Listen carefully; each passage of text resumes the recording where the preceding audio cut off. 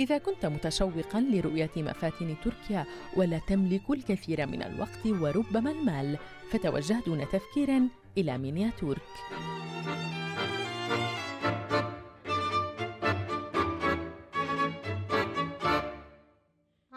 ستتيح لك هذه الحديقة الواقعة في إسطنبول رؤية أشهر المعالم السياحية بأقل من 2.03 دولار.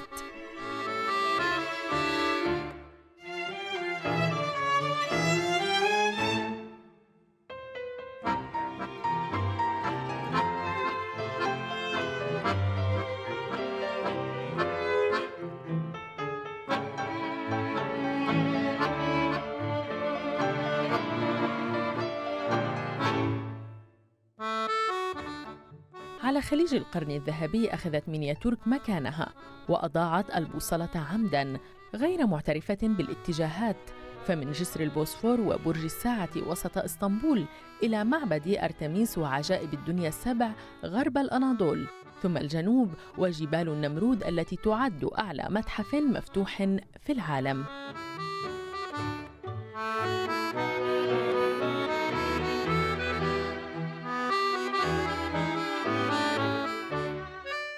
حلوة كتير، يعني الواحد ما ينزل على اسطنبول وهو هنا، يعني على تركيا كلها، عشان احنا ما حالفنا الحظ نروح على إزمير أو أنطاليا، يعني هنا في الكل.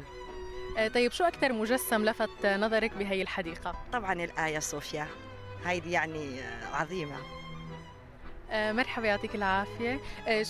شو لفت نظرك أكثر شيء بهي الحديقة؟ والله المجسمات كأنها هي نفسها، نفس الاركتكتور، نفس هذا، وكأنك تنظر إليها عن قرب.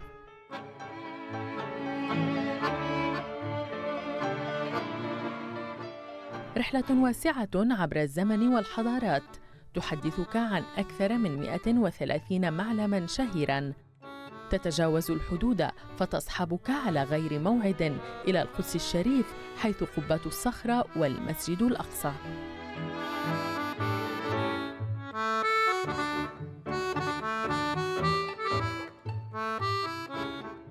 أكثر من 1,000,000 عين ترى هذا الجمال المصغر سنوياً، حيث تعد مينياتورك واحدة من أكبر حدائق المجسمات في العالم، وتجمع بين هياكل القلاع والجسور والمعابد والقصور وغيرها الكثير.